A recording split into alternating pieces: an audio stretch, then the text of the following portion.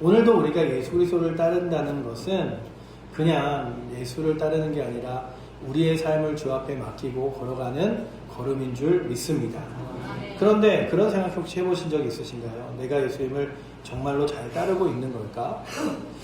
교회는 다니고 그것도 오래됐고 예배도 열심히 드리고 또 나름대로 헌신도 하고 있는데 진짜 예수님을 따라가고 있는 삶이 내 안에 있나? 문득 점검하고 싶을 때 그냥 그래 목사님 저는 예수님을 사랑하는데 가끔 내 믿음이 너무나 약한 것 같아서 나도 예수님처럼 살고 싶은데 그래서 세상 걱정 없이 살고 싶지만 세상 걱정도 너무나 많고 때로는 가족 생각도 나고 솔직히 두렵기도 합니다.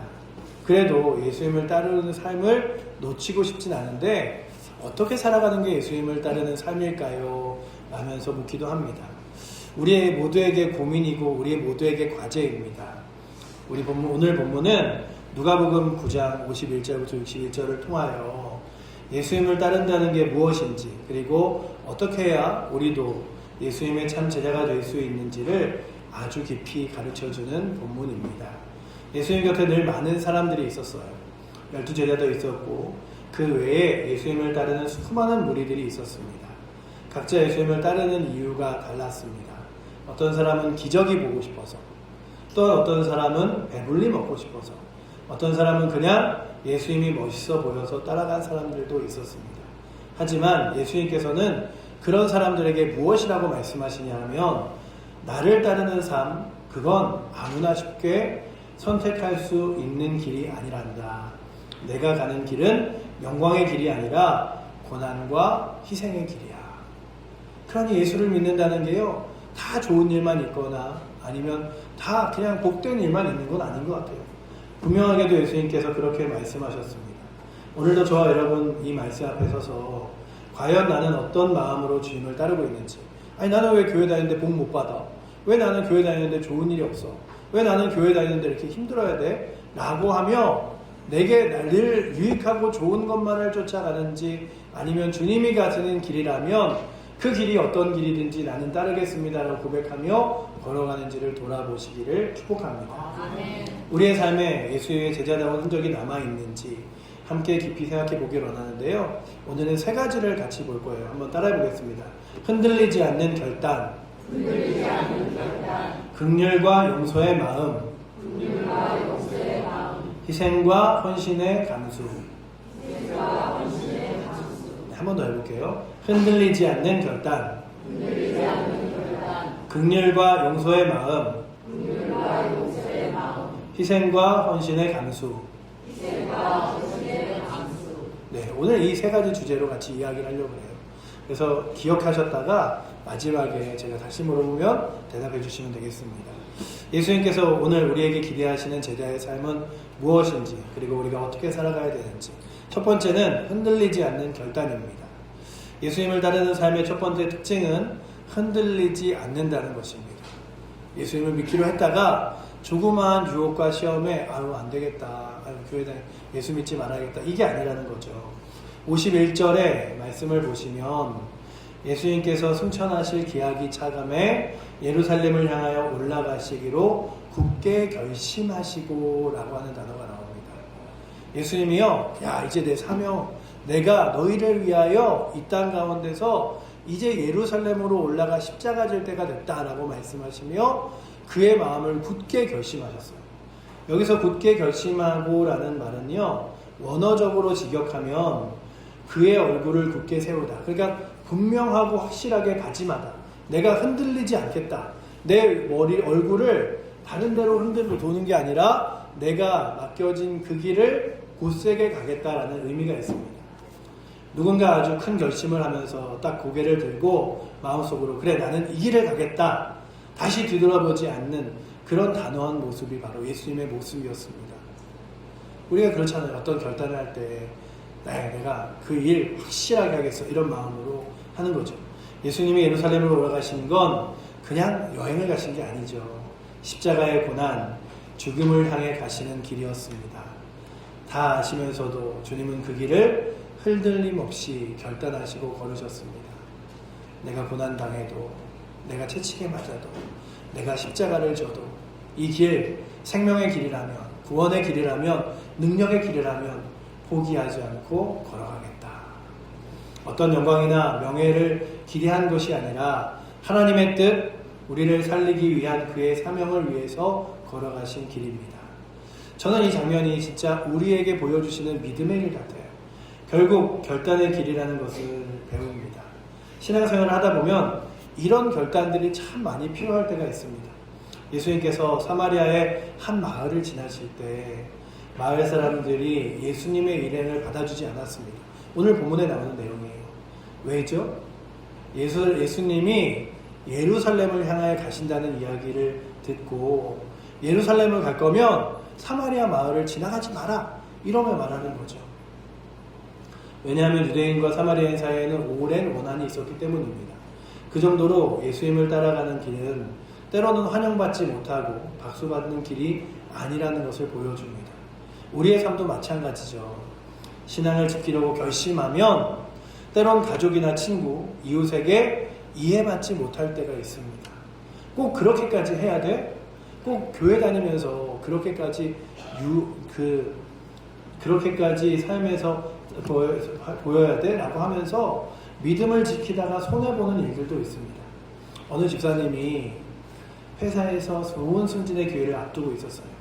그런데 상사가 아주 불의한 일을 시키면서 이것만 하면 너 이제 승진하는 거야, 이 정도는 승진하면서 눈 감아야 된다 라고 이야기할 때 정직하지 못한 일에 동참하기를 요구했습니다.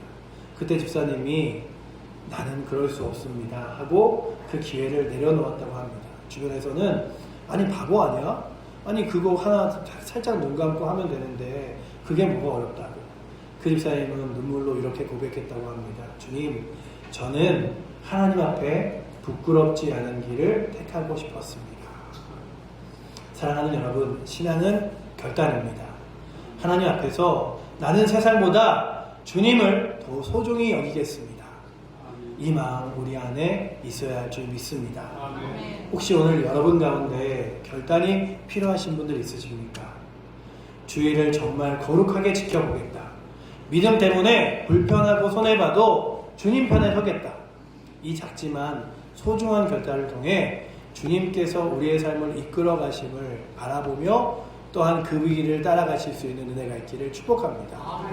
내 삶에 믿음의 길을 걸어가다가 사람들이 이해하지 못할 때가 있으리 할지라도, 내가 때로는 손해본다 할지라도 주님 따라가는 길이 가장 귀한 길이기에 이 길 따라감을 포기하지 않겠다 여기며 그 거룩한 길을 걸어가실 수 있기를 축복합니다. 두 번째는 긍휼과 용서의 마음이에요. 예수님을 따라가는 사람에는요, 그냥 우리를 이해하지 못하는 사람만 아니라 배척하는 사람도 있을 때 그 사람들의 긍휼히 여겨주는 마음이죠.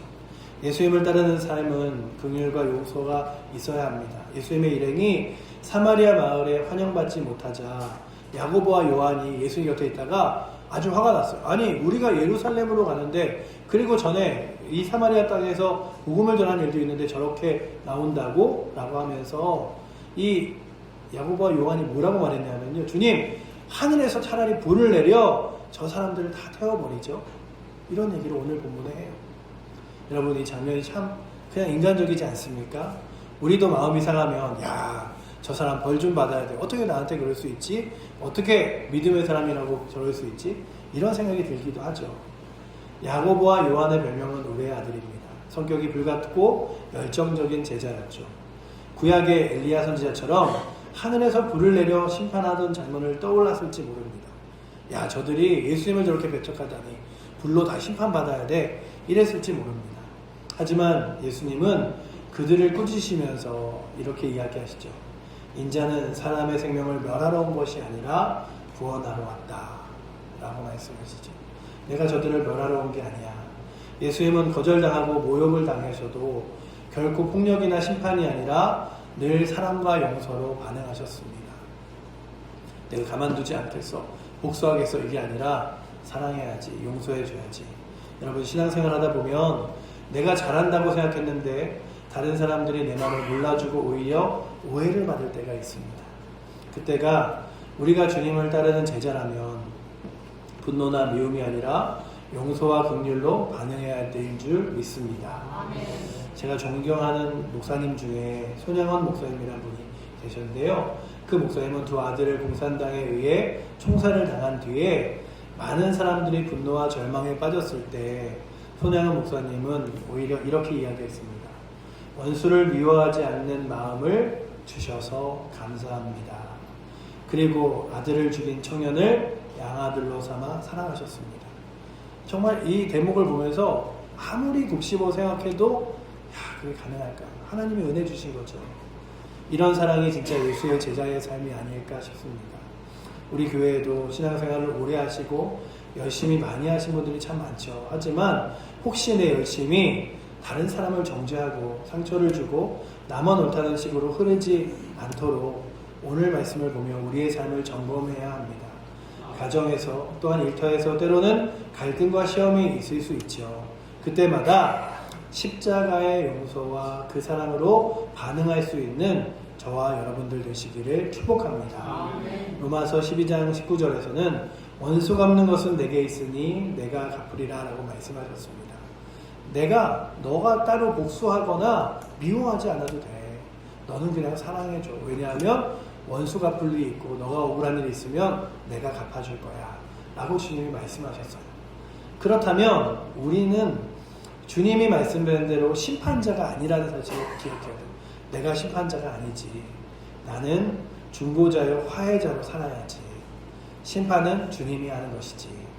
분노 대신에 용서, 정죄 대신에 자비, 이것이 예수를 따르는 삶의 중요한 모습인 줄 믿습니다.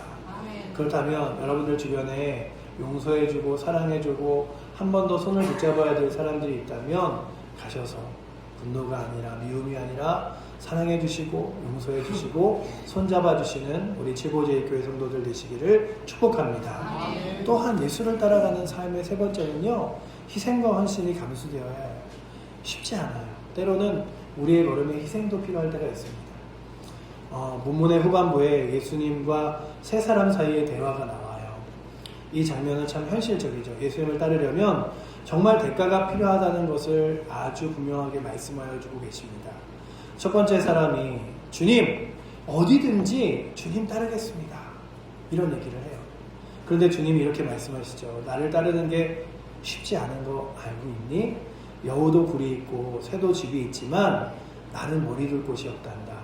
주님 곁에 있으면 모든 게 편해질 거라고 생각했겠지만 예수님은 오히려 더 힘들고 더 불편한 삶을 말씀하셨습니다.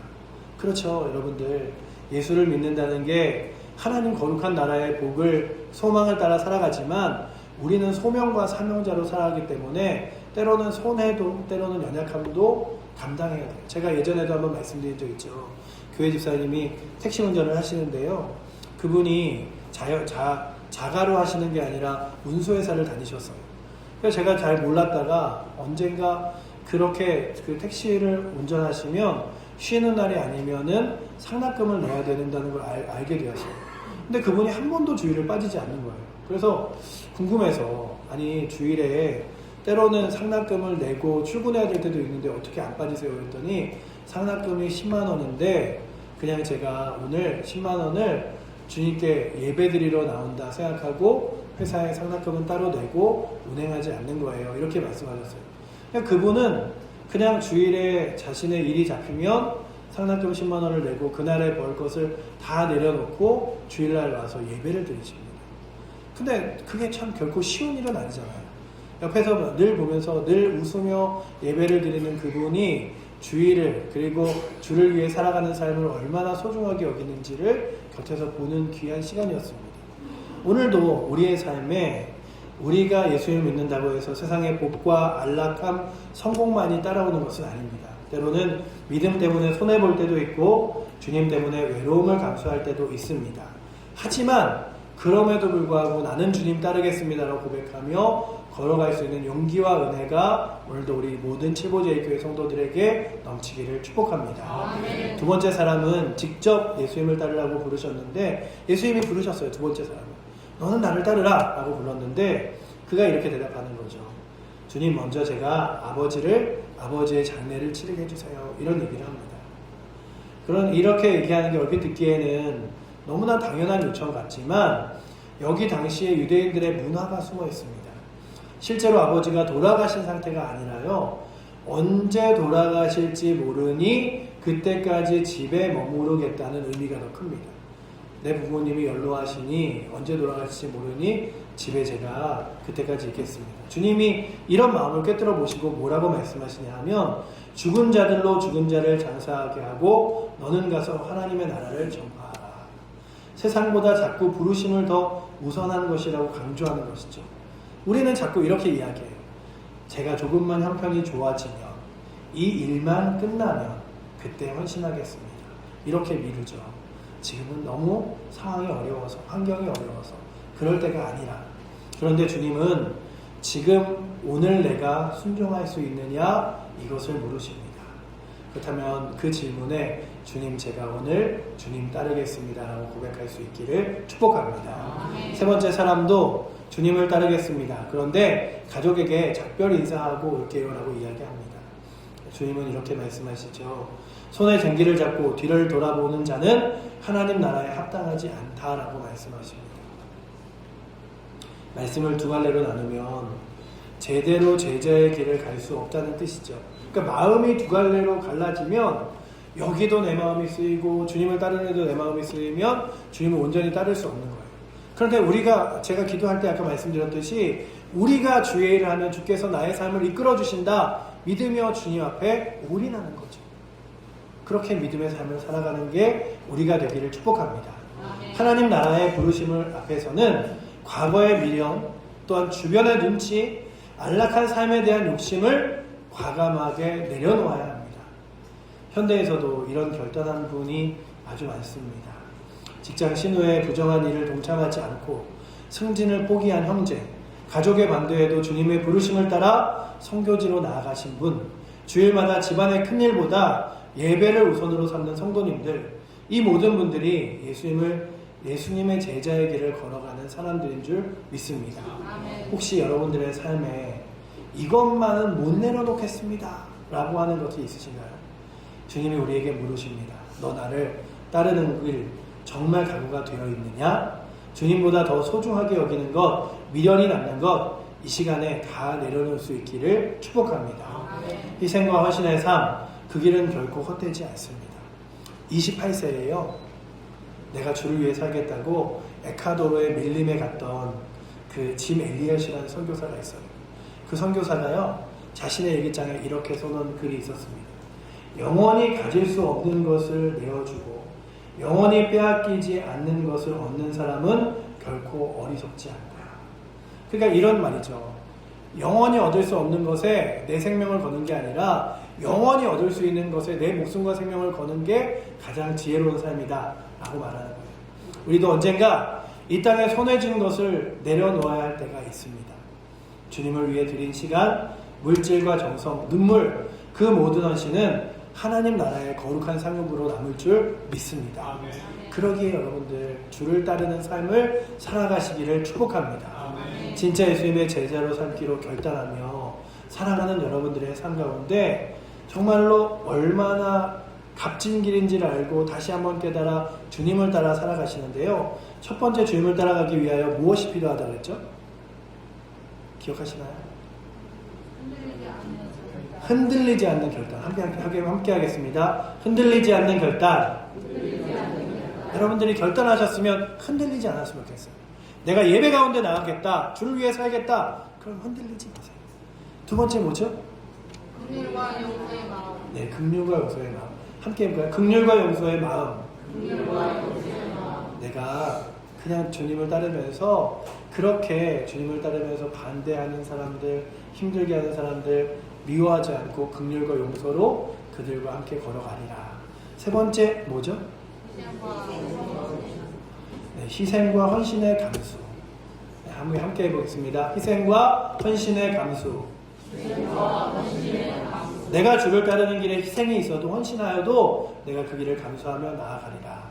이 세 가지 참 제자의 길을 기억하시고 이 길을 결코 쉽지 않지만 때론 외롭고 손해보는 것 같고 내 마음이 갈등이 섞일 때도 있지만 그럼에도 불구하고 우리보다 먼저 걸으신 예수님의 길을 따라 사도 바울의 길을 따라 그 길을 오늘도 여러분들도 저도 걸어가기를 축복합니다. 사도 바울은 이렇게 이야기했습니다. 나는 표대를 향하여 예수 그리스도 안에서 하나님 위에서 부르신 상을 위하여 달려갑니다. 주님, 내가요 정확한 목표만을 바라보고 주님이 나를 부르신 그 소망을 따라 달려가겠습니다. 좌로나 우로나 치우치지 않겠습니다. 말을 달릴 때 이렇게 좌우에 눈을 가리잖아요. 딴 데 보지 않도록. 주님, 나도 주변 보는 것이 아니라 주님 바라보며 달려가겠습니다. 고백할 수 있기를 축복합니다. 이제 우리 차례입니다. 세상 속에서 진짜 예수님의 제자로 사는 길, 주님을 위해 결단하고 용서하며 헌신하는 삶, 이 길을 함께 걸어갈 수 있기를 축복합니다. 주님이 오늘도 여러분들에게 분명 질문하실지 몰라요. 너 나를 따라올래? 그럴 때 오늘도 우리의 마음과 삶이 주님께 아멘하며 주님을 거룩하게 따라갈 수 있는 고백이 저와 여러분들에게 넘치기를 축복합니다.